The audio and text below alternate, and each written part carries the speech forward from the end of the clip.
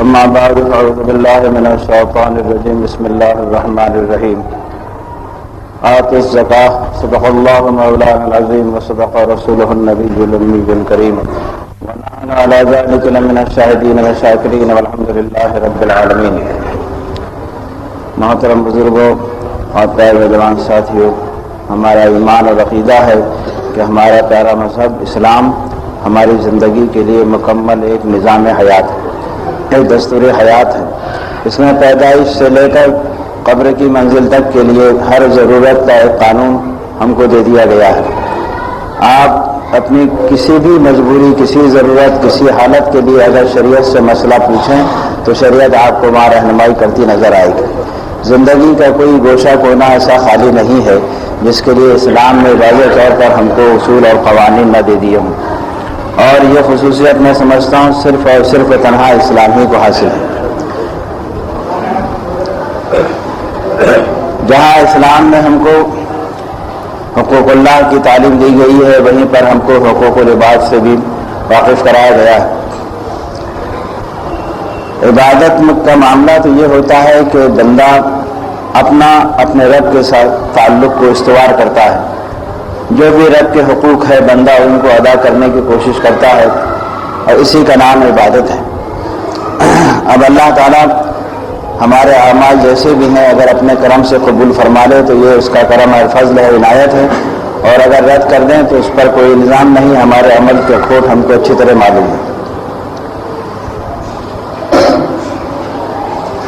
عبادت کی حد تک تو ہم سے جتنا ہوگا وہ ہم کو کرنا ہی ہے، لیکن یہ سمجھنا کہ میں نے حق عبادت ادا کر دیا یہ ناممکنات میں سے ہے۔ مطلب یہ سمجھ لو کہ ایسا ہو ہی نہیں سکتا کہ کوئی بندہ بھی اللہ کے حق کو کما حق کہو ادا کر سکے، یہ ناممکن ہے۔ ذرا سوچے صحیح، اللہ تعالیٰ کے انعامات جو ہیں وہ تو ان گنت ہیں، ان کی کوئی گنتی نہیں، ان کا کوئی شمار نہیں۔ ان تعدوا نعمت اللہ لا تحصوها، خود ہی ارشاد فرمایا ہے کہ اگر تم اللہ تعالیٰ کے انعامات کو شمار کرنا چاہو تو تم اس کو گن نہ سکو گے۔ جب ان گنت اس کے انعام ہے اور ہماری عبادت محدود ہے، گنتی کی ہے، جتنا بھی جو بھی ہم کرتے ہیں تو یہ محدود ہے، گنتی میں ہے کہ نہیں ہے؟ اس کا انعام تو لامحدود اور ہماری عبادت محدود، تو یہ محدود عبادت لامحدود کا صلہ ہو سکتی ہے؟ لامحدود کا بدل یا شکر ہو سکتی ہے؟ نہیں ہو سکتی۔ تو یہاں تو ہم عاجز ہیں، اور بے شک و شبہ ہم اللہ تعالیٰ کے فضل کے امیدوار ہیں۔ بس اللہ تعالیٰ کرم فرما دے اور اپنے فضل سے ہم کو نجات عطا فرما دے تو یہ اس کا احسان عظیم ہے۔ لیکن اسی کے ساتھ ساتھ پروردگار عالم نے ہم پر بندوں کے حقوق بھی لازم فرمائے ہیں، اور وہاں اس معاملے میں اس جگہ بھی ہماری رعایت زیادہ کی گئی ہے دوسروں کے مقابل۔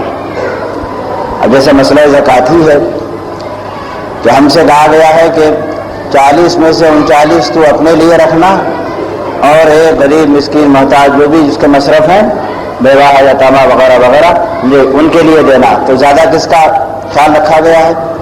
زیادہ ہمارا خیال رکھا گیا ہے۔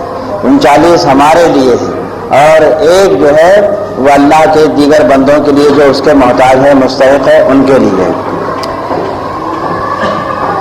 اب یہ ایک بھی جو ہم دیتے ہیں اس کے بدل میں ہم کو اس سے بہت زیادہ کا وعدہ بھی ہے۔ 39 تو ہمارے لیے رکھے ہی رکھے ہیں، صوفیاء کرام کا مسلک تو اس مقام پر بہت سخت ہے۔ حضرت جنید بغدادی رضی اللہ تعالیٰ عنہ کے تعلق سے کسی نے بادشاہ وقت سے جا کر شکایت لگا دی کہ یہ شخص گمراہی پھیلا رہا ہے۔ بادشاہ نے بلانا بھیجا تو آپ حضرت ابو بکر شبلی جو آپ کے مرید خاص ہے یا خلیفہ ہیں، ان کو لے کر بادشاہ کے دربار میں تشریف لے گئے۔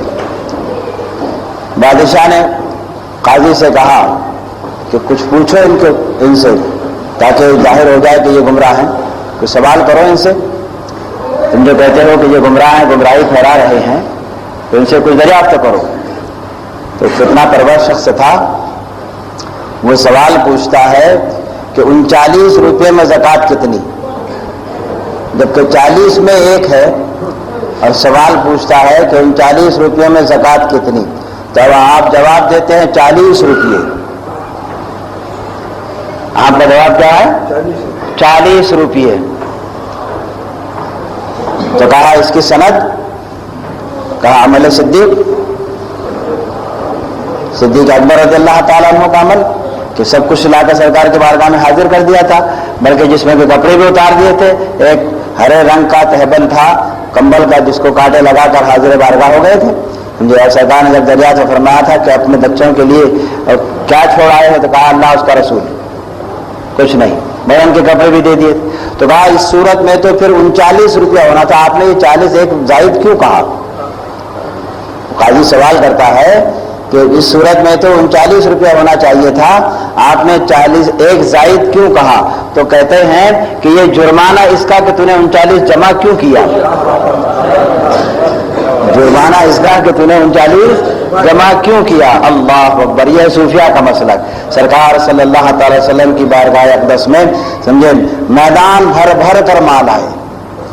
کتنے آئے؟ میدان بھر گئے مالوں سے، سمجھے غنیمت کے اموال اتنے آئے. اور سرکار صلی اللہ تعالی وسلم نے تقسیم فرمانا شروع کیا تو شام تک سب خالی فرما دیا، سمجھے. اور دامن جھٹک کر اٹھے اور اس دن سرکار کے گھر میں فاقہ. یہ صوفیہ کا مسلک ہے، اور اس مسلک تک ہماری پہنچ نہیں ہے.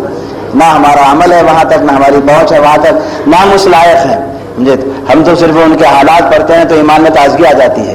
اب وہ جو کرتے ہیں ان کے ایمانوں کا کیا عالم ہوگا، سمجھے. ہم اگر ان کے حالات پڑھتے ہیں سنتے ہیں تو ہمارے ایمانوں میں ایک تازگی، حلاوت اور قوت پیدا ہو جاتی ہے. تو جو کرتے ہوں گے ان کے ایمانوں کی مضبوطی کا عالم کیا ہوگا. اسی لیے ہم کہا کرتے ہیں یہ آج کے زمانے کے فتنہ باز لوگوں کے بارے میں کہ تم نے ولی کو نہیں سمجھا. اگر ولی کو سمجھتے تو نبی کے سمجھنے میں ٹھوکر نہ کھاتے، سمجھے. یہ ولی کو سمجھنے میں ٹھوکر کھائی ہے تو یہاں ولایت پر گرے ہیں، سمجھے. ٹھوکر کھائی ہے تو نبوت پر جا کر گرے. نعوذ باللہ من ذالک. ارے تم ولی نہیں جیسے ہو سکتے تو نبی جیسے کہاں ہو سکتے ہیں؟ پڑھ کر دکھاؤ جیسے ان بزرگوں نے نمازیں پڑھی ہے ویسی نمازیں دے کر دکھاؤ، ایسے صدقات اور خیرات جیسے ان بزرگوں نے دی ہیں. تم ہمارے لیے تو 40 میں ایک دینا بھی دشوار. زکوٰۃ کا نصاب کیا ہے؟ یہ 40 میں ایک. اور اگر ایسا معائنہ کرو اپنی قوم کا کہ زکوٰۃ دینے والے کتنے، تو اس میں بھی 40 میں ایک ہی ہے. جن 40 پر زکوٰۃ فرض ہوئی ہوگی تو اس میں بھی شاید ایک ہی نکالتا ہے، اور وہ سمجھتے ہیں کہ زکوٰۃ کا نصاب یہی تو ہے. 40 میں ایک نے دے دیا، 39 کی ادا ہو گئی. نعوذ باللہ من ذالک. استغفر اللہ ربی من کل ذنب واتوب الیہ. تو اسلام کا نظام ایک مکمل نظام حیات. تو اللہ تعالیٰ نے جہاں اپنے حقوق ہم پر واجب فرمائے ہیں، ضروری فرمائے، وہیں پر بندوں کے حقوق بھی ہمارے ذمہ لازم رکھے ہیں. اور ان کی ادائیگی کی ایک صورت ہے زکوٰۃ. ان حقوق العباد کی ادائیگی کی صورت کیا ہے؟ ماں باپ کے حق الگ ہیں، بہن بھائیوں کے حقوق الگ ہیں، پڑوس کے حقوق الگ ہیں، سمجھے. لیکن عامہ مسلمین کے جو حق ہمارے ذمہ لگا دیے گئے ہیں تو ان میں ایک زکوٰۃ ہے. اور زکوٰۃ سمجھے 1 روپیہ دیتے ہیں، 39 اپن رکھتے ہیں، اپنے لیے رکھتے ہیں، اور ایک اللہ کے لیے ان کو دیتے ہیں جو اس کے مستحق ہے. لیکن اس پر بھی اللہ کے جانب سے جو عطا ہے، اللہ اکبر، اگر سچا مومن ہے اس عطا کا دھیان کرے گا تو زکوٰۃ اس پر کبھی دشوار ہی نہیں ہوگی، کبھی دشوار نہیں ہوگی. ہاں قیامت کی علامتوں میں سے ایک علامت یہ بھی ہے کہ لوگ زکوٰۃ کو تاوان سمجھنے لگیں گے. جیسے جرمانہ، تاوان کے معنی کیا ہوتے ہیں؟ جرمانہ. اور جرمانہ آدمی خوشی سے دیتا ہے نہیں، بادل ناخواستہ، دل نہیں چاہ رہا دینے کا، لیکن اب دینا پڑ رہا ہے، مجبوری ہے. اس زکوٰۃ کے بھی لوگ ایسے ہی تاوان کے جیسا دشوار سمجھیں گے، گرا سمجھیں گے. نعوذ باللہ من ذالک. نہیں، یہ شان مومن کے خلاف ہے. مومن کے لیے تو یہی حکم ہے کہ تو اور تیرا مال اور تیری جان سب اللہ کا. ہاں کس کا ہے جی؟ ان اللہ اشتری من المؤمنین انفسهم واموالهم بان لهم الجنہ. اللہ تعالیٰ نے ہماری جان اور مال کو، مومنین کی جان اور مال کو جنت کے بدلے خرید لیا ہے. تو ہمارا تو کچھ ہے ہی نہیں ہے. اگر اس نے 40 میں 39 اپنے لیے رکھنے کا حکم بھی دیا تو یہ بھی اس کا حساب ہے، ورنہ نہ ہم ہمارے ہیں نہ ہمارا مال ہمارا ہے، سب اللہ کا ہے. وہ اگر حکم فرما دیتا ہے سب دے دے جی. تو ہم کو دینا ضروری ہو جاتا. لیکن کیا کرم نہیں ہے اس کا یہ کہ وہ 39 ہمیں حکم دیتا ہے کہ تو اور تیرے بچوں کے لیے، تیرے گھر والوں کے لیے، تیری ضروریات کے لیے 39، اور ایک جو ہے وہ غربا مساکین وغیرہ جو بھی اس کے مصرف اللہ تعالیٰ نے بیان فرمائے ان کے لیے. اور تو اگر یہ ایک دے گا تو اس کے بدلے جو تجھ کو اللہ طرف سے ملے گا، یہ اگر ایمان کامل ہے سمجھے تو اس بدلے کو اگر سوچے گا نا تو زکوٰۃ کبھی دشوار نظر نہیں آئے گی. زکوٰۃ تو پھر بڑے سہل طریقے سے دے گا. قرآن پاک کا حکم ہے، اللہ تعالیٰ ارشاد فرماتا ہے مثل الذین ينفقون اموالهم فی سبیل اللہ کمثل حبۃ انبتت سبع سنابل فی کل سنبلۃ مئۃ حبۃ واللہ یضاعف لمن یشاء واللہ واسع علیم. جو اللہ کی راہ میں اپنے مالوں کو خرچ کرتے ہیں ان کی مثال ایسی ہے کہ جس زمین میں ایک دانہ بویا گیا تھا، اس دانے سے ایک پودا نکلا جس نے 7 شاخیں نکالی اور ہر شاخ میں خوشہ لگا اور ہر خوشے میں 100 دانے آئے. تو کتنے دانے آئے؟ 700 دانے. بویا تھا ایک دانہ اور رب نے عطا فرمایا کتنے؟ 700 دانے. تو یہ کس کی مثال ہے؟ اللہ کی راہ میں مال دینے کی مثال ہے. تو آپ نے 39 اپنے لیے رکھے تھے، ایک اللہ کے لیے دیا اور اللہ نے اس کے بدلے 700 آپ کو عطا فرمایا. تو کون گھاٹے کا سودا ہے؟ ہاں. اور پھر اتنے ہی پر بس نہیں ہے، یہ تو مثال ہے. لیکن اللہ تعالیٰ ارشاد فرماتا ہے واللہ یضاعف لمن یشاء واللہ واسع علیم. اللہ تعالیٰ جتنا چاہتا ہے دونا دو عطا فرماتا ہے. سمجھے؟ جتنا چاہتا ہے. 700 پر منحصر نہیں ہے، اللہ کے فضل کی کوئی حد نہیں ہے. جو واللہ واسع علیم، اور اللہ تعالیٰ خوب وسعتوں کا دینے والا اور ہماری نیتوں کا جاننے والا ہے. جتنا زیادہ نیت میں خلوص ہوگا پروردگار عالم کی عطا اتنی ہی زیادہ ہوگی. تو جو بندے مومن اللہ کے اس فرمان پر ایمان رکھے گا، سچ بتانا کیا اس کو زکوٰۃ دینا دشوار لگے گا؟ نہیں وہ. اور پھر حدیث پاک ہے، سرکار صلی اللہ تعالی وسلم ارشاد فرماتے ہیں کہ جو اللہ کے لیے زکوٰۃ ادا کرتا ہے پروردگار عالم اس کے مال کو اپنی حفاظت میں لے لیتا ہے. اللہ اکبر. بیمہ کر لیا رب سے.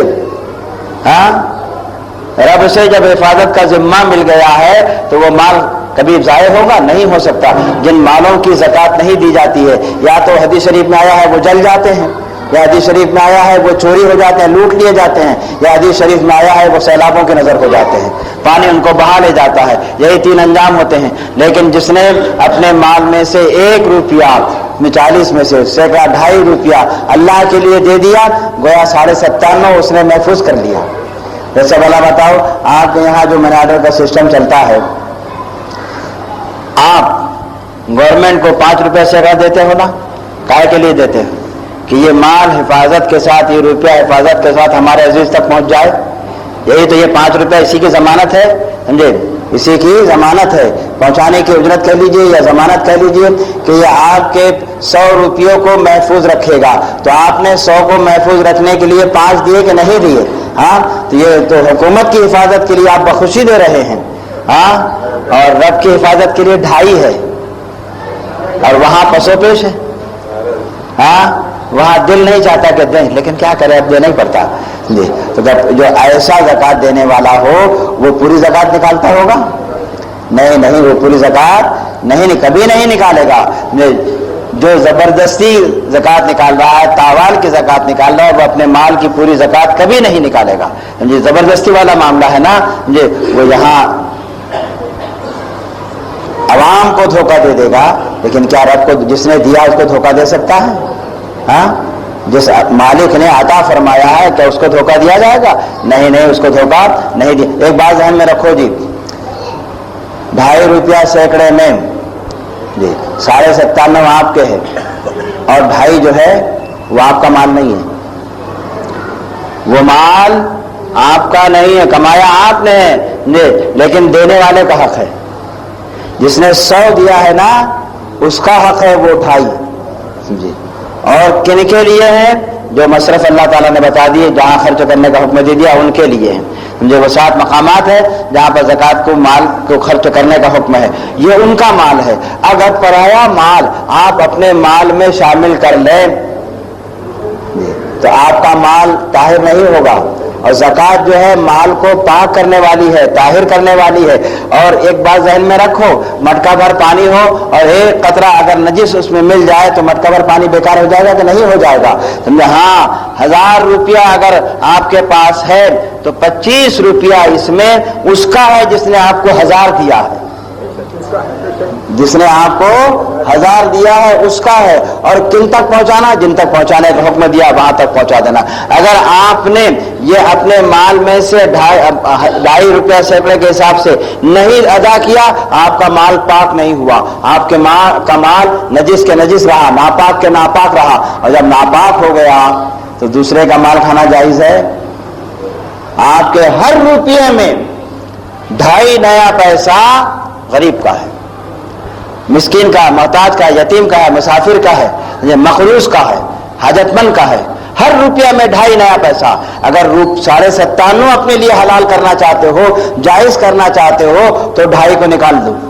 اب آپ کا پورا مال طیب ہو جائے گا، آپ کا پورا مال پاک ہو جائے گا. اب آپ کے لیے بھی حلال اور آپ کے بچوں کے لیے بھی طیب اور طاہر، پاک اور ستھرا مال ہو جائے گا. تو میرے دوستو، کیا آپ اپنے مال میں سے رب کا دیا ہوا مال، اس میں سے رب کے نام پر 2.5 روپیہ نکالنا اور اس کے بتائے ہوئے جگہ پر خرچ کرنا، اس کو دشوار سمجھو گے؟ اگر مومن ہے قطعی دشوار نہیں سمجھے گا. مومن اگر ہے تو قطعی دشوار نہیں سمجھے گا. اور پھر ایمان والا تو جب 2.5 نکال دے گا نا تو پھر ہر طرح سکون اور چین سے رہے گا. دروازے کھلے کر کر اگر اس میں ایمان کی صداقت ہے واللہ العظیم چور نہیں گھسے گا. ایمان اگر کامل ہے سمجھے تو چور بھی نہیں گھسے گا. آج کل لوٹے جا رہے ہیں، جلائے جا رہے ہیں، نہیں جلائے جا رہے ہیں، نہیں لوٹے جا رہے ہیں، ہاں تباہ برباد کیے نہیں جا رہے ہیں. اب ان سے پوچھو کتنی زکوٰۃ نکالی تھی اور کتنا دوسروں کا مال کھایا تھا. ان کے واقعات سنتے ہیں درد ہم کو آتا ہے، آنسو ہمارے آنکھ میں آ جاتے ہیں. یہ تو ظاہر ہے کہ ہونا ہی چاہیے. یہ امت مسلمہ تو ایک جسم واحد ہے، جس میں کہ کسی ایک حصے کو ضرر پہنچے گا پورا بدن اس کے درد کا احساس کرے گا. کسی بھی جگہ پر کسی مسلمان کو کوئی تکلیف ہوگی ہم کو اس کا احساس ہوتا ہے. لیکن یہ بھی تو سوچو کہ اس نے یہ تکلیف خود مول لی ہے کہ نہیں. اگر خود اپنے طور پر وہ تکلیف اس نے مول لی ہے سمجھے تو پھر بھلا بتاؤ کہ وہ ہمدردی کا مستحق ہے. اس سے بہتر تو تھا سارا لٹ جاتا، سارا آگ میں جل جاتا، سارا تباہ برباد کر دیا جاتا. اگر اللہ کے لیے 2.5 روپیہ سینکڑا کرا ہوتا تو یہ سب محفوظ رہا ہوتا. یہ سب محفوظ رہتا کہ نہیں رہتا ہے؟ تو یہ آگ اس نے خود اپنے اوپر لگائی ہے. جو سرکار نے فرما دیا ہے یا تو آگ میں جلے گا یا چور چرائے گا یا پانی میں بہہ جائے گا. تو ہو رہا ہے کہ نہیں ہو رہا ہے جی؟ اب مسلمانوں تم کو اپنے بیمے پر بھروسہ ہے، ہاں تم کو اپنے بینکوں پر بھروسہ ہے جی. کیا بینک کے دیوالے نہیں نکلا کرتے؟ کیا بیمے والے دھوکے نہیں دیا کرتے جی؟ لیکن اس کے باوجود بھی تم کو ان پر ایسا اعتماد ہے، ایسا اعتماد ہے کہ تم اپنا سب کچھ ان کے حوالے کیے ہوئے. اور رب کے پیارے حبیب صلی اللہ تعالی وسلم فرما رہے ہیں کہ رب کی حفاظت ہو جائے گی. تم رب کے لیے 2.5 روپیہ نکال دو سینکڑا تو اس پر بھروسہ نہیں تمہارا. کیا بھلا بتاؤ جو مومن ایسا ہو اس کو مومن کہنے کا حق ہے کیا؟ ایمان تو یہ ہے جی کہ جان چلی جائے لیکن نبی کی بات پر ہاتھ نہ آنے پائے. ہاں جان چلی جائے. حضرت زید ہیں رضی اللہ تعالیٰ عنہ، سرکار نے ایک اعرابی سے، ایک دیہاتی سے جو حضور کو نہیں جانتا تھا کہ کون ہے، گھوڑا خرید فرمایا. اور جب لین دین ہوا تو سرکار کے ساتھ میں کوئی گواہ نہیں تھا، کوئی آدمی موجود نہیں تھا. سرکار نے پیسہ دے دیا اور گھوڑا لیا اور اپنے کاشانے کی طرف، اپنے گھر کی طرف تشریف لا رہے ہیں. وہ پیچھے پیچھے آیا. جب سرکار نے گھوڑے کو باندھ کر گھر میں داخل ہونے کا ارادہ فرمایا تو کہتا ہے اے شخص تم کہاں جا رہے ہو؟ میرا پیسہ تو چکاؤ، گھوڑے کی قیمت تو دو. تو سرکار نے فرمایا میں تو قیمت دے چکا ہوں. کہا قیمت کہاں دی ہے آپ نے؟ اگر آپ کہہ رہے ہیں قیمت دی ہے تو گواہ لاؤ. کس کے سامنے دی ہے؟ اب سرکار کے پاس کوئی گواہ نہیں، کوئی گواہ نہیں ہے. لوگ وہ کہہ رہا ہے کہ پیسہ دو، سرکار کہہ رہے میں نے دے دیا. وہ کہہ رہا ہے دیا ہے تو گواہ لاؤ. سرکار کے پاس کوئی گواہ نہیں ہے جی. لوگ جمع ہو گئے، اب کوئی حل کی صورت نہیں. حضرت زید رضی اللہ تعالیٰ عنہ، زید بن حارثہ رضی اللہ تعالیٰ عنہ غالباً، وہ آگے تشریف لے آئے، آگے بڑھے اور کہا کیا معاملہ ہے؟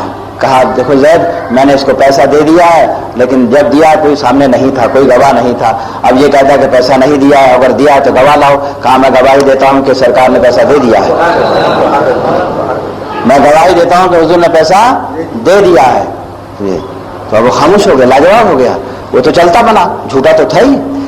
جب گواہی مل گئی تو چلتا بنا. اب صحابہ نے پوچھا ان سے کہ سرکار نے جب پیسہ دیا تم تو وہاں نہیں تھے, پھر تم نے کیسے گواہی دے دی؟ کہا اس سے بھی زیادہ عقل میں نہ آنے والی بات کو ہم نے مانا ہے ان کے کہنے پر. اللہ عقل میں نہیں آتا اس کو مانا ہے, فرشتے عقل میں نہیں آتے ان کو مانا, آخرت عقل میں نہیں آتی ان کو مانا ہے. یہ تمام باتیں جو ایمان والی ہے یہ عقل میں آنے والی نہیں ہے, ان کے کہنے پر تو اس کی گواہی دی کہ ہاں ہے. اب یہ کہہ رہے ہیں کہ میں نے قیمت دی تھی, گواہ کیوں نہ دیں, گواہی کیوں نہ دیں؟ اللہ اکبر. جو سرکار نے فرمایا آج سے زید کی گواہی یہ اگر اکیلے گواہی دے تو 2 گواہوں کے برابر. سیدنا فاروق اعظم رضی اللہ تعالیٰ فرماتے ہیں مجھے میرے بیٹے عبداللہ کے بارے میں تو یہ شک ہو سکتا ہے کہ یہ میرا بیٹا ہے کہ نہیں ہے, اس لیے کہ اولاد کے بارے میں تو ماں ہی زیادہ جانتی ہے کہ بیٹا کس کا ہے, اس کا باپ کون ہے یہ کون بتائے گا؟ ماں بتائے گی. ہم سمجھ رہے ہیں اس بات کو, سمجھے؟ بیوی کی بات پر ہم کو بھروسہ ہے, کر لیا ہم نے بھروسہ, کہہ دیا کہ ہمارا بیٹا ہے, لیکن حقیقت کون جانتا ہے؟ بیوی جانتی ہے. حقیقت کون جانتا ہے؟ بچے کی ماں جانتی ہے کہ اس کا باپ کون ہے. تو حضرت عمر فاروق اعظم رضی اللہ تعالیٰ فرماتے ہیں کہ مجھے میرے بیٹے عبداللہ کے بارے میں تو یہ شک ہو سکتا ہے کہ یہ میرا بیٹا ہے یا نہیں ہے, لیکن اللہ کے رسول کے بارے میں یہ قطعی شک نہیں ہو سکتا کہ یہ اللہ کے رسول نہیں ہے. اللہ اکبر. ایسے سچے ایمان والے, اب ایسے سچے ایمان والوں کے لیے سرکار اگر فرما دیں کہ 40 میں 39 تمہارے لیے ہے, غریب کے لیے, اور جس نے دے دیا اللہ کی حفاظت میں پہنچا دیا, شک ہوگا؟ بلکہ بخوشی 39 کی حفاظت کے لیے وہ اللہ کی حفاظت میں دینے کے لیے 1 دے دیں گے, جی 1 دے دیں گے. اب بھلا بتاؤ اگر ہمارا ایمان, بھائی یہ تو معاملہ ایمان کا جو ہے نا, کوئی ڈگری کسی کے پاس نہیں ہے کہ وہ لگا کر ناپ لے اور بتا دے کہ یہ اتنے گریڈ والا ہے, یہ 10 گریڈ والا ہے, یہ 20 گریڈ والا ہے, یہ 25 گریڈ والا ہے, یہ 50 گریڈ والا ہے. کوئی ڈگری ہے جی ایسی؟ کوئی ڈگری نہیں ہے. تو اللہ ہی جانے کس کا گریڈ کیا ہے. لیکن ہاں ایک بات ضرور ہے, آدمی اپنے کو تو جانتا ہے کہ نہیں جانتا ہے؟ ہاں آدمی اپنے کو جانتا ہے کہ نہیں جانتا ہے؟ میں آپ کو نہیں جانوں گا, آپ مجھ کو نہیں جانیں گے, لیکن آپ کو تو جانتے ہیں کہ نہیں جانتے ہیں؟ آپ کتنے پانی میں ہے یہ آپ ہی کو معلوم, میں کتنے پانی میں ہوں مجھے کو معلوم. آپ تو سمجھتے ہیں ہمارے محلے کے امام صاحب بڑے نیک ہے, متقی ہے, پرہیزگار ہے اپنی جگہ پر, یہ آپ کا سمجھنا ہے, لیکن میں کتنے پانی میں ہوں یہ آپ جانیں گے نہیں, آپ نہیں جانیں گے, یہ میں جانتا ہوں. مجھے کسی نے کہا نا بزرگوں کی باتیں ہوتی سیدھی سادی ہے لیکن بڑی بامعنی ہوتی ہے, سمجھے؟ ماں جانے باپ اور من جانے پاپ, ہے نہیں جی؟ بزرگوں نے بات کہی ہے لیکن بڑی پتے کی بات ہے. تو کون کتنے پانی میں ہے, کیسا ہے, آپ خود اپنے کو جتنا زیادہ بہتر طریقے سے جانتے ہیں, میں نہیں جانوں گا. تو میرے دوست آپ کو اپنی ایمانی کیفیت کا بھی تو یقین ہوگا کہ نہیں ہوگا؟ ہاں اب آپ خود سوچو کہ آپ کا ایمان کتنے گریڈ کا ہے, اللہ اس کے رسول کتنے سچے ہیں. تو آپ کی اطاعت, فرما برداری اور نافرمانی یہ معیار ہے آپ کے ایمان کے جاننے کا, یہ کسوٹی ہے آپ کے ایمان کو پرکھنے کی.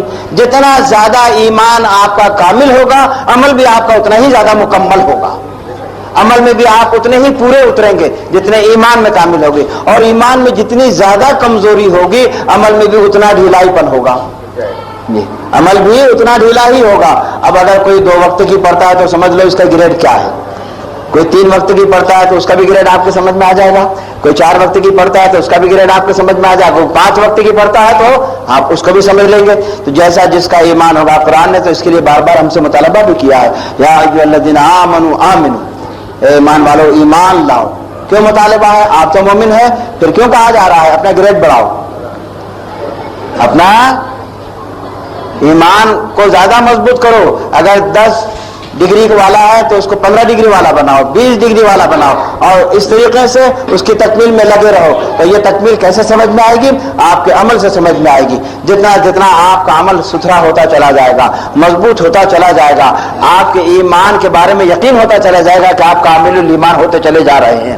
تو صحابہ کرام رضوان اللہ تعالی علیہم اجمعین اور ہمارے اسلاف کے ایمان کا عالم تو اللہ اکبر, اللہ اس کے رسول کی بات کا جتنا کامل یقین تھا کسی بات کا نہیں تھا, کسی بات کا نہیں تھا.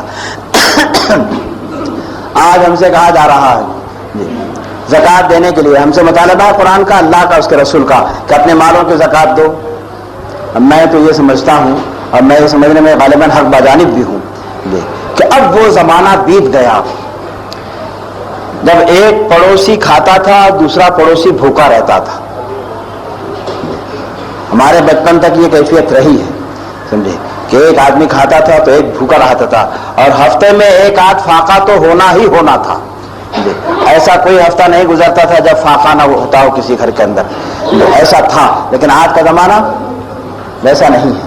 کم از کم اتنا تو ہے ضرور، سمجھے، کہ وہ دو وقت کی بھلے ہی جیسے بھی ہے روکھی سوکھی ہی کیوں نہ صحیح اپنے بال بچوں تک مہیا کر ہی دیتا ہے۔ تو میرے دوست، آپ مالدار اگر نہیں ہے تو آپ سے کوئی مطالبہ نہیں، لیکن اگر اللہ تعالیٰ نے آپ کو صاحب حیثیت بنایا ہے، اتنا مال آپ کو عطا فرمایا ہے کہ آپ پر زکوٰۃ فرض ہو رہی ہو، تو سچ بتانا یہ آپ کے ابا کے پاس تو نہیں تھا؟ آپ کے ابا تو بڑے غریب تھے، ہفتے میں ایک آدھ دو دن تو آپ کے گھر فاقہ ہوا کرتا تھا۔ اب پروردگار عالم نے آپ کو عطا فرمایا ہے، اب آپ کی غربت کے زمانے بیت گئے، وہ دن گزر گئے، اب اس وقت آپ جھوپڑے میں رہا کرتے تھے۔ آپ کے ابا فرما برداری کے لیے اگر آپ سے مطالبہ کیا جائے کہ 100 میں 2.5 روپیہ دے دو، کس کو دے دو؟ جو غریب ہوگا اس کو دے دو، جو حاجت مند ہوگا، جو محتاج ہوگا، مسکین ہوگا، اس کو دے دو۔ تو کیا آپ پر واجب نہیں ہے کہ آپ اور پھر یہ آپ کا دینا آپ کا نقصان کا سبب نہیں ہے، رب کی طرف سے اس پر عطائیں کتنی ہے۔ مومن اگر ہے تو یقیناً بخوشی دے گا۔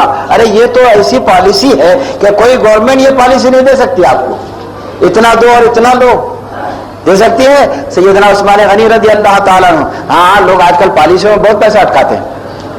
ہاں، نہیں گورنمنٹ بھکاری گورنمنٹ ہے، لالچ دیتی ہے کہ یہ پالیسی ایسی ہے، یہ پالیسی ویسی ہے، اس میں اتنے سال میں اتنے پٹ ہو جائے گا، اتنے سال میں اتنے پٹ ہو جائے گا، سمجھے؟ تو آپ ان پر بھروسہ کرتے ہیں، ہے نہیں؟ اور کتنے فرار ہو جاتے ہیں، لوگ ہاتھ بھی ملتے رہ جاتے ہیں۔ خیر جو بھی ہوتا ہو، لیکن یہ پروردگار عالم کا کتنا بڑا احسان عظیم ہے کہ ایک کے بدلے 700۔ کون سی گورنمنٹ ایسی پالیسی دے گی بھائی آپ کو؟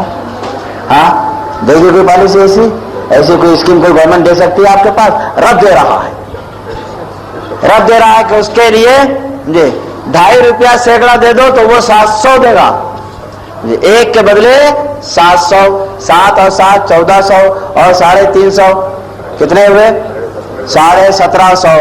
2.5 روپیہ کے بدلے میں 1750۔ امریکہ جیسا سب سے بڑا رئیس ملک وہ بھی نہ دے سکے گا، وہ اگر دے گا نا تو وہ دیوالیہ پٹ جائے گا، وہ اگر دے گا اتنا تو دیوالیہ پٹ جائے گا، نہیں پٹے گا۔ 2.5 کے بدلے 1750 دیوالیہ نکلے گا کہ نہیں لگے؟ لیکن میرے رب کے خزانے کیسے ہیں؟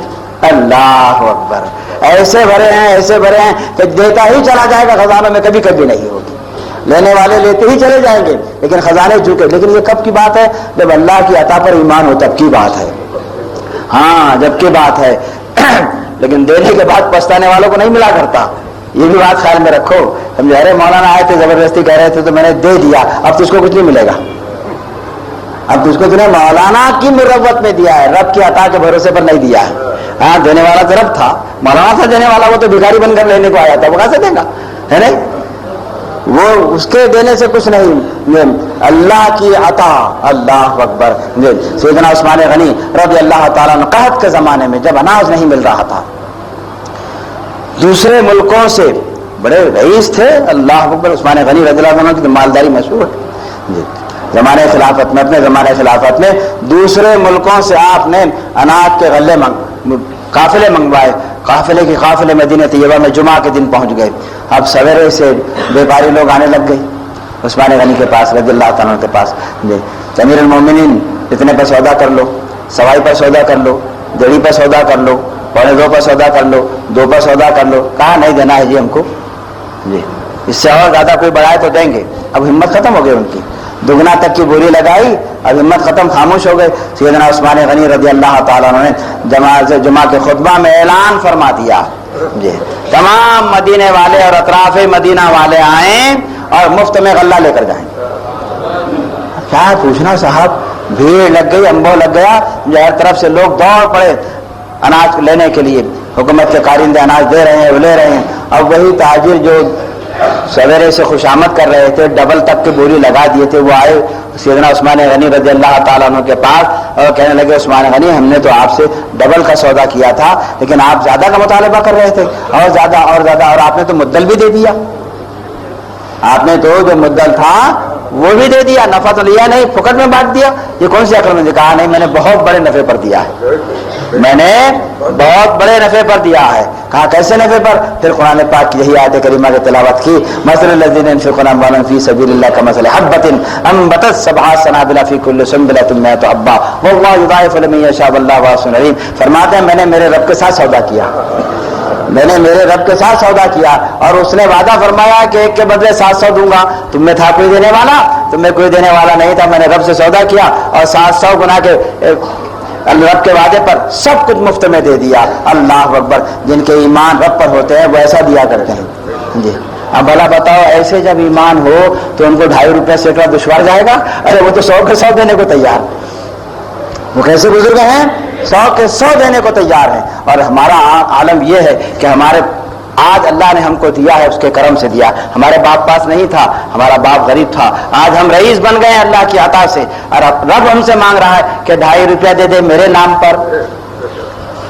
अभी देखो अब रमजान शरीफ शुरू हो गया, हम भी बुक लेकर बाहर निकलेंगे, हम भी बुक लेकर बाहर निकलेंगे। रमजान से पहले तक जो लोग बड़े एहतराम से सलाम करते थे, सलाम हजरत, मुसाफा करें, अब वो लोग हमारी सूरत देखकर, हाथ में बैग देखकर सलाम भी नहीं करेंगे। मुसाफा करना तो दर किनार, मौलाना आ रहे हैं तो इधर की गली में, और मौलाना को पहले अगर देख ले तो पीट करके रह जाएंगे जैसे मौलाना को देखा ही नहीं था। समझे क्यों? ये सब क्या है? देखो आप कुरान पाक ने कितना सही फरमाया है जी। अल्लाह ताला ज़कात न देने वालों को अजाब देगा। कहाँ अजाब देगा?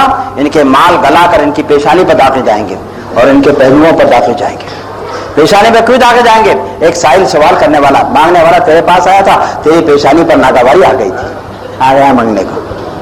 हाँ, तेरी पेशानी पर नागावारी आई थी ना, तो ये तेरा माल गला कर तेरी पेशानी पर दागा जाएगा, और तू पीठ फेर रहा था, हाँ, नजर बचाने के वास्ते कि मुझको मैं देखा नहीं, हाँ, तो तेरे पहलू सामने कर रहा था, तू पीठ और पहलू पर दागा जाएगा। कुरान पाक ने ये मकाम क्यों जिक्र फरमाए हैं? आज ऐसा होता कि नहीं होता है? हाँ, अल्लाह के नाम पर मांगने वाला सामने आ जाए तो पेशानी में बशाशत नहीं आती। ये नहीं समझता कि ये वो है कि जिसको अगर दे दूंगा तो 700 गुना मिलेगा। खुशी होना चाहिए था समझे कि मेरी ज़कात। कौम मुस्लिम का कोई हमदर्द है आज पूरी दुनिया में? दावे लाख करें, कानून को की लाख दुहाइयां दें, लेकिन अमली तौर पर हमारा कौन हमदर्द है कोई हमदर्द जी? लेकिन मेरे दोस्त, जब तेरा कोई हमदर्द नहीं है तो जिसने तेरे साथ हमदर्दी का वादा किया तो उसका तो हो जा। रब ने वादा किया है कि नहीं? हाँ, तुम उसके हो जाओ, करो तुम मेहरबानी अहले ज़मीन पर, खुदा मेहरबान होगा अर्शे बरी पर। तुम जमीन वालों पर रहम करो, परवरदिगार आलम जो अर्श वाला है वो तुम पर रहम फरमाएगा। ये तो तुम रब के क्यों नहीं बन जाते? दुनिया के सारे झूठे हैं जी। और ये तो एक मर्तबा की बात नहीं है, हजारों मर्तबा का देखा था भाला तजुर्बा है कि दुनिया वालों के वादे ही रहते हैं, कभी पूरे हुए हैं, कभी पूरे नहीं हुए हैं। लेकिन रब का वादा, वमन अस्दक़ु मिनल्लाहि क़ीला, अल्लाह से ज्यादा कौल का कौन सच्चा है? इन्नल्लाह ला युख़्लिफ़ुल मियाद, अल्लाह ताला कभी वादे का खिलाफ फरमाता ही नहीं। समझे? तो मोमिन है तो अल्लाह के वादे पर जब तुम्हारा हमारा भरोसा है तो अल्लाह के बन जाओ। हाँ, अल्लाह के अगर बन जाएगा फिर कोई तुम्हारा कुछ नहीं बिगाड़ेगा, कुछ भी नहीं बिगाड़ सकता जी। दिलों को फेरना तो रब के हाथ में है। आज अगर अदावत के साथ तुम्हारे तरफ की कोई निगाहें उठ रही है तो तुम ये भी तो देखो कि तुमने रब से कितना हासिल किया है, रब के कितने हुए। हाँ, जब रब के तुम नहीं हुए और रब ने तुमको छोड़ दिया है तो फिर ऐसे ही तुम ठुकराए जाते रहोगे। यह सरकार ने फरमाया है ना कि एक वक्त मेरी उम्मत पर ऐसा आएगा कि लोग, दुनिया वाले, उन पर ऐसे टूट कर गिरेंगे जैसे भूखे खाने पर गिरते। मुझको मिलेगा कि नहीं मिलेगा, मुझको मिलेगा कि नहीं, वो झपटता है, वो झपटता है, वो झपटता है। समझे? इस तरीके से झपटा झपटी करेंगे लोग इस उम्मत पर। तो सरकार से साहबा ने अर्ज की, या रसूल अल्लाह, क्या हम उस वक्त थोड़े से रह जाएंगे? सरकार ने फरमाया, नहीं, तुम कलील नहीं, तुम कसीर होगे, तुम्हारी तादाद बहुत ज्यादा होगी, लेकिन तुम्हारी हैबत लोगों के दिलों से निकाल दी जाएगी और तुम ऐसे हो जाओगे जैसे दरिया के ऊपर बहता हुआ फेस, झाग, جب سیلاب آتا ہے نا تو جھاگ بہتا ہے کہ نہیں بہتا ہے, اور دریا کی موجیں جھاگ کی کوئی پرواہ کرتی ہے؟ ارے اس کو اٹھا کر کوئی ادھر کنارے پر پھینک دیتی ہے تو کوئی ادھر کے کنارے پر پھینک دیتی ہے, اس کی کوئی حیثیت نہیں ہوا کرتی. اور سرکار فرماتے یہ اس وجہ سے ہوگا کہ آخرت دنیا کی محبت تمہارے دلوں پر غالب آ جائے گی اور آخرت سے تم بے خوف ہو جاؤ گے, آخرت کا خوف تمہارے دلوں میں باقی نہ رہے گا. تو آج ہمارا تو عالم ایسا ہی ہے. آج ہمارا جب حالات یہ ایسے ہی ہو رہے ہیں کہ اقوام عالم ہم کو دریا کے پھینک جیسا ادھر سے ادھر پھینک رہی ہے پوری دنیا کے اندر, تو سمجھ لو کہ ہمارا حال کیا ہو گیا ہے. اور سرکار نے فرما دیا وہ حال کیا ہے کہ دنیا کی لالچ ایسی غالب آ گئی کہ آخرت کا خوف ہی دل سے نکل گیا. جب آخرت کا خوف دل سے نکل جائے, دنیا کی محبت غالب, آپ کہیے نہ کہیے آپ کا حال بتا رہا ہے کہ آپ کی حالت ایسی ہی ہے کہ آپ کو دنیا آپ کے دلوں پر غالب ہے اور آخرت سے آپ بے فکر ہو گئے. اگر آخرت سے بے فکر نہ ہوتے اور دنیا غالب نہ آئی ہوتی تو آج ہمارا انجام ایسا نہ ہوا ہوتا. تو پہلے یہ بھی تو سوچنا چاہیے کہ اس حال کے بنانے میں ہمارا کتنا قصور ہے. اللہ تعالیٰ تو ماں باپ سے زیادہ رحمت والا ہے, ماں باپ سے زیادہ رحمت والا, 70 گنا زیادہ رحمت والا. تو جب ماں باپ نہیں چاہتے ہیں کہ اس کی اولاد تکلیف میں رہے تو رب چاہے گا کہ میرا بندہ مومن تکلیف میں رہے, اور تکلیف میں جب رہ رہا ہے, تکلیف میں ڈالا جا رہا ہے, تو یقیناً اس کی جانب سے بھی کوئی قصور ہوا. اپنے قصور کو بھی تلاش کرو, ہمارا کوئی نہیں ہے, ہمارا کوئی نہیں ہے. ہم کو اپنا تو بننا ہے کہ نہیں بننا ہے. آپ من حیث قوم کے ذرا سوچئے, میں عبد الغنی ہونے کی حیثیت سے نہ سوچوں, میں مسلمان ہونے کی حیثیت سے سوچوں. میری سوچ کیا ہے, کیا ہو, مسلمان کی سوچ. اگر میں اپنی سوچ کو اپنی ذات تک محدود رکھوں گا تو میرا مفاد صرف میری ذات تک رہ جائے گا. میرا مفاد, میری سوچ کہاں تک رہ جائے گی, میری ذات تک رہ جائے گی. جتنا بھی فائدہ ہو بس میرا فائدہ, سمجھے. پھر میرا پڑوسی بھائی, میرا دوست, میرا ساتھ اٹھنے بیٹھنے والا, اس کا نفع ہو یا نقصان اس کی مجھ کو کوئی پرواہ نہ ہوگی. لیکن اگر میری سوچ ایک مسلمان کی سوچ ہو جائے گی تو جو بھی مسلمان ہوگا اس کا نفع میرا نفع, اس کا نقصان میرا نقصان, اس کی راحت میری راحت, اس کی تکلیف میری تکلیف, اس کی خوشی میری خوشی, اور اس کا رنگ میرا رنگ. اور جب قوم میں یہ اسپرٹ پیدا ہو جائے گا میرے دوست, تو یہ قوم پھر پوری دنیا پر حاکم بنا کر بھیجی گئی اور حاکم ہی بنے گی. لیکن کب ہوگا, جب آپ اپنی سوچ کو ایک مسلمان کی سوچ بنا لیں. کس کی سوچ بنا لیں, مسلمان کی سوچ. اور یہ جب آج کے زمانے کے اندر تو یہ بات ایسا کرنا, ایسی بات کرنا تو بہت سارے لوگوں کو پاگلپن نظر آئے گا. بہت سارے لوگوں کو, ارے جن کے رگ و ریشے کے اندر خود کا ذاتی مفاد بھرا ہوا ہے, وہ ہماری بات سنیں گے تو کہنے کی سننے کی باتیں ہیں. ارے تو یہ ایسا نہیں ہو سکتا. کیوں نہیں ہو سکتا؟ ہمارے بزرگوں نے کر دکھایا ہے. ایک غزوہ ہے, جنگ ہے. صحابہ کرام نے جنگ لڑی تھی, میدان زخمیوں سے پٹا پڑا ہے. تو کوئی صحابہ کرام ایسے ہوا کرتے تھے جو زخمیوں کی تیمارداری, علاج, معالجہ اور ان کی خدمت کو اپنے ذمہ لے لیا کرتے تھے. کمزور قسم کے صحابہ, بوڑھے قسم کے صحابہ. تو ایک صحابی رضی اللہ تعالیٰ نے زخمیوں کو پانی پلانے کی ذمہ داری اپنے ذمہ لے لی تھی. میدان جنگ میں مشکلات بغل میں لٹکائے ہوئے, پیالہ لیے ہوئے پانی پلاتے زخمیوں کو. آواز آئی کان میں پانی, تو فوراً دوڑے وہاں پر. ابھی ان کے منہ تک گلاس وہ پیالہ پانی کا لے کر گئے تھے کہ پڑوس سے آواز آ گئی پانی. تو ان صحابی نے جو زخمی تھے, جنہوں نے پانی مانگا تھا, ہاتھ روک دیا, کہا نہیں ہو سکتا ہے میرا وہ بھائی مجھ سے زیادہ حاجت مند ہو, پہلے آپ ان کو پلا کر آجیے, پھر میں بعد میں پیوں گا. ابھی دیکھو میدان جنگ میں زخمی پڑا ہے, سمجھے. اور ایسے عالم میں بھی اس کی سوچ مسلمان کی سوچ ہے. اس کی سوچ کس کی سوچ ہے, مسلمان کی سوچ ہے. جی تو انہوں نے پانی نہیں پیا, کہہ دیا کہ میرے بھائی کو ہو سکتا ہے مجھ سے زیادہ پانی کی حاجت ہو. وہاں پہنچے, ان کے منہ تک پانی کا پیالہ لے کر گئے تھے کہ پھر تیسرے نے آواز دی پانی. انہوں نے ہاتھ روک دیا, کہا نہیں ہو سکتا ہے میرے بھائی کو مجھ سے زیادہ. اگر ان کی اپنی سوچ اپنی ذات کی حد تک رہتی تو پہلا ہی پانی پی لیتا, دوسرا بھی پانی پی لیتا. لیکن وہاں سوچ مومن کی سوچ تھی, مسلم کی سوچ تھی. انہوں نے کہا نہیں ہو سکتا وہ میرا بھائی مجھ سے زیادہ حاجت مند ہو, اس کو زیادہ پیاس لگی ہو. وہاں تک پہنچے تھے تو دیکھا ان کی روح پرواز کر گئی.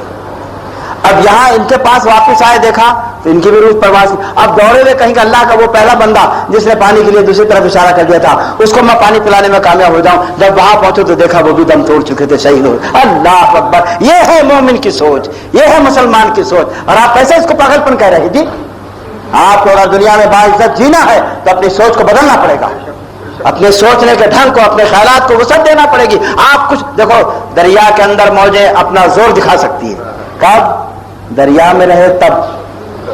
کب دکھائیں گے زور اپنا؟ دریا میں رہے۔ اور دریا سے باہر ہے موج؟ دریا سے باہر موج کا وجود ہے؟ نہیں نہیں، دریا کے باہر موج کا کوئی وجود نہیں ہے۔ اسی لیے میرے دوست، قوم افراد سے، یہ افراد جو ہے یہ قوم سے، قوم افراد سے، یہ قوم افراد جو ہے یہ قوم کے محتاج ہے۔ اگر آپ قوم سے ہٹ جائیں گے آپ کا کوئی وجود باقی نہ رہے گا، آپ کا کوئی وجود باقی نہیں رہے گا۔ اگر آپ کو بحیثیت مومن مسلم دنیا کے اندر عزت اور وقار کے ساتھ جینا ہے تو آپ کو اپنی سوچ کو وسعت دینا پڑے گا، اپنے خیالات کو آپ کو بڑھانا پڑے گا۔ نہیں میں کچھ نہیں، یہ میری قوم ہے۔ اور آج کے زمانے میں میرے دوست یہ سوچنے کا ڈھنگ پوری دنیا میں کہیں نہیں ہے۔ آج اب میں مسلمان کے لیے نہیں کہہ رہا ہوں، یہ بات عام کے لیے کہہ رہا ہوں۔ آج اگر کوئی منسٹر بنتا ہے، دیش کے بارے میں سوچتا ہے پہلے کہ اپنے بارے میں سوچتا ہے؟ پہلے میں، پھر میرا خاندان، پھر میرا گاؤں، پھر میرا ضلع، پھر میرا اسٹیٹ، اور پھر میرا بھارت۔ بھارت کہاں گیا؟ حالت ایسا نہیں ہونا چاہیے۔ پہلے کیا ہونا چاہیے؟ میرا بھارت، میرا دیش پہلے، وہ ہے تو میں ہوں، اور اگر وہ نہ رہے تو میں رہوں گا نہیں۔ جی تو آج کا تو مادی دور، اور یہ سوچ تو ایمان والوں کو ملے گی، مادہ پرستوں کو یہ سوچ نہیں ملے گی۔ یہ سوچ کس کو ملے گی؟ ایمان والوں کو ملے گی۔ یہ سوچ میں وسعت کہاں سے ملے گی؟ ایمان سے ملے گی۔ تو میرے دوست، آپ کو وہ سوچ ہونا چاہیے جو ایک مومن کی سوچ ہوا کرتی ہے۔ آپ اپنی زکوٰۃ نکال رہے ہیں، اس کا مطلب یہ کیا ہے؟ جی آپ پوری ملت کو سنوار رہے ہیں، پوری ملت کو سنوار، آپ کا کوئی نہیں ہے۔ آپ اگر اپنے بن جائیں، اپنے کا مطلب آپ اپنی ملت کے بن جائیں۔ جی مجھے ابھی پتا چلا پرسوں کے دن علی گڑھ یونیورسٹی کے ایک پروفیسر خسرو، انہوں نے پورے بھارت کا معائنہ کیا، مسلمانوں کی مالی حالت کا معائنہ کیا، اور اس کے بعد میں انہوں نے ایک ڈیسیجن دیا تھا۔ انہوں نے کہا تھا کہ ہندوستان کے مسلمان اگر اپنی زکوٰۃ ایک کھٹی نکالیں، ایک جگہ جمع کریں، تو وہ زکوٰۃ کتنی نکل سکتی ہے؟ سنو، اچھل پڑو گے، حیرت میں ڈوب بھی جاؤ گے۔ 10,000 کروڑ روپیہ ہندوستان کے مسلمانوں کی زکوٰۃ کتنی ہو سکتی ہے؟ 10,000 کروڑ، ایک چھوٹی موٹی گورنمنٹ کا پورا سال کا بجٹ۔ ہاں اگر قوم مسلم اپنی سوچ کو وسعت دیتے، واللہ العظیم، اور یہ 10,000 کروڑ ایک مرکز پہ جمع ہو جائے تب، ہاں ارے چند ہی سالوں کے اندر تم میں کوئی بھیک مانگنے والا نہ ملے گا۔ چند سالوں کے اندر کہے تم میں بھیک مانگنا نہیں ملے گا۔ کہا کو یہ بینکوں کے چکر کاٹ رہے ہو، کہا کو گورنمنٹ کی اسکیموں کی طرف آنکھیں اٹھا رہے ہو اور دیکھ رہے ہو امید بھروں سے، یہاں بھی تم ٹھکرائے جا رہے، وہاں تم ٹھکرائے جا رہے، ہر جگہ سے ٹھکرائے جاؤ گے اگر رب کی بارگاہ میں نہیں حاضری دو گے، اس کے اصولوں کو نہیں اپناؤ گے تو ہر جگہ ٹھکرائے ہی جاؤ گے اندر۔ تو میرے دوستو، آج اگر ہمارے پاس کوئی ایسا فن ہوتا زکوٰۃ کا، کوئی نظم ہوتا، تو ہمارے لوٹے پیٹے بھائیوں کو تکلیف اٹھانا پڑتی ہے؟ تم میں آج بھی کچھ قومیں بنام اسلام، جی بہت قوم ہے کہ نہیں ہے؟ مسلمانوں میں شمار ہوتا ہے کہ نہیں ہوتا ہے؟ ہاں مسلمانوں میں شمار ہے ان کا، ایک منظم قوم ہے، ان کی پوری زکوٰۃ ایک مرکز پہ جمع ہوتی ہے۔ آپ کسی بوہری کو آپ نے کبھی بھیک مانگتے دیکھا ہے؟ حمالی کرتے دیکھا ہے؟ کسی کے وہاں نوکری کرتے دیکھا ہے؟ نہیں، ہر ایک بوہری اپنے قدموں پر کھڑا ہوا ہے اور بہترین بزنس مین بنا ہوا ہے۔ کیوں بنا ہوا ہے؟ ہر ایک تاجر ہے، ہر ایک حرفت والا ہے، صنعت والا ہے، کارخانے دار ہے۔ کیوں بنا ہوا ہے؟ قوم کی وجہ سے بنا ہوا ہے۔ ان کی زکوٰۃ ان کے ایک مرکز پر جمع ہوتی ہے، ایک مرکز پر جمع ہوئی، جو حاجت مند ہوا اس کی حاجت کو پورا کر دیا گیا، نتیجہ کیا نکلا؟ قوم کے تمام افراد کی حاجتیں پوری ہو گئی۔ اب قوم کا پورا زکوٰۃ ایک مرکز پر آ، کروڑوں کی تعداد میں مرکز میں پڑا ہوا پیسہ ہے، اربوں خربوں کی تعداد میں مرکز میں پڑا ہوا پیسہ ہے، کوئی لینے والا نہیں، کوئی غریب نہیں ہے۔ کیا آپ نہیں کر سکتے ایسا؟ ہاں آپ نہیں کریں گے ایسا؟ آپ کو کرنا پڑے گا۔ کب تک ٹھوکریں کھاتے رہو گے؟ ہاں کب تک ادھر سے ادھر میدان کی گیند بن کر لوگوں کے ٹھوکروں میں پڑے رہو گے؟ نہیں نہیں، اب تو ہوش میں آؤ، خدا کے لیے اپنے کو سمجھو، اپنی قوم کو سمجھو۔ تم کیا ہو؟ تم کیا کر سکتے ہو؟ تم بہت کچھ ہو اور بہت کچھ کر سکتے ہو۔ بہت کچھ کر سکتے ہو، انقلاب آ سکتا ہے زمانے کے اندر. قوم مسلم اپنے آپ کو اگر سنوار لے پوری دنیا کے اندر باعزت مقام اس کو ملنے والا ہے. انتم الاعلون ان کنتم مؤمنین تو فرما ہی دیا رب نے. یہ سربلندی تو ہمارے لیے لیکن بشرط ایمان، بشرط ایمان. تو میرے دوستو آج رمضان المبارک کا مہینہ ہے. لوگ عام طور سے زکوٰۃ اس میں نکالنا اس لیے پسند کرتے ہیں کہ اس میں فرض کی ادائیگی 70 فرضوں کے برابر ہے، نفل کی ادائیگی فرض کے برابر اور فرض کی ادائیگی 70 فرضوں کے برابر. اگر اور دنوں میں زکوٰۃ نکالتے 1 روپے کا ثواب 1 ہی روپے کے برابر ملتا، لیکن اس مہینے کے اندر 70 روپیوں کے برابر ملے گا. تو اس ثواب کی امید میں لوگ رمضان المبارک میں زکوٰۃ کا نکالنا زیادہ بہتر سمجھتے ہیں. حالانکہ ایسا نہیں ہے. جب بھی زکوٰۃ کے مال پر سال پورا ہو جائے زکوٰۃ نکالنا فرض ہے. جنوری میں اگر پورا ہو گیا تو جنوری میں زکوٰۃ نکالنا فرض، فروری میں پورا ہو گیا. لیکن عام طور سے رمضان مبارک میں حصول ثواب کے لیے لوگ زکوٰۃ نکالنا پسند کرتے ہیں. تو آپ کو اللہ تعالیٰ نے اگر مالک نصاب بنایا ہے تو خوش دلی کے ساتھ اللہ کے وعدے پر ایمان رکھتے ہوئے اپنی زکوٰۃوں کو نکالیے، تاوان سمجھتے ہوئے نہیں. زکوٰۃ اگر رب کی رضا کے لیے نکالے گا تو ایک ایک پیسے کی زکوٰۃ نکالے گا انشاءاللہ العزیز.